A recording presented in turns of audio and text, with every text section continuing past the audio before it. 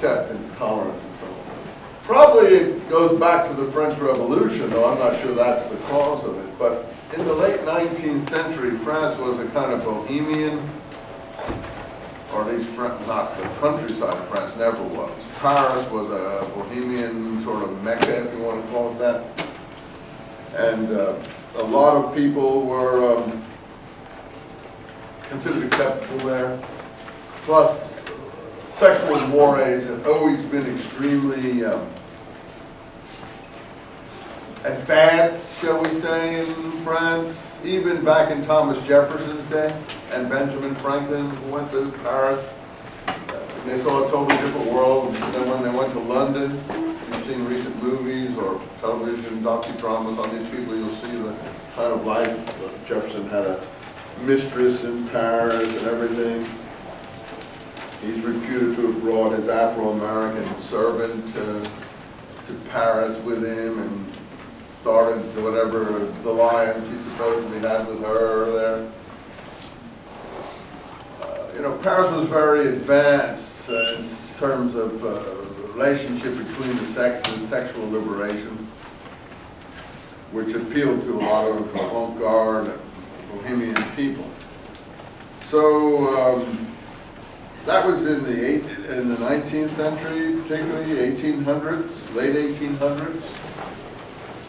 Plus, France had had a lot of relations with North Africa because of the conquests that they had undertaken in Morocco and Algeria. And a lot of North African culture had come into France, particularly the drug scene had come into France. If you're familiar with writing in the 19th century. How many have ever heard of the French poet Baudelaire? Well, he's the most famous French poet, I think. And, you know, his poems are all about hashish and stuff like that they got from contact with North Africa, even at that time. And he's writing poems to his mistress, who is black, and he's praising her and so on. And this is in the mid-1800s, around the time of Abraham Lincoln, for instance, in America. So Paris was always very advanced in terms of those kinds of activities. And then, of course, you had all the painters in the late 19th century, and the Impressionists. And so it was always a mecca for people to go. Bohemians, Ernest Hemingway ended up there after World War I.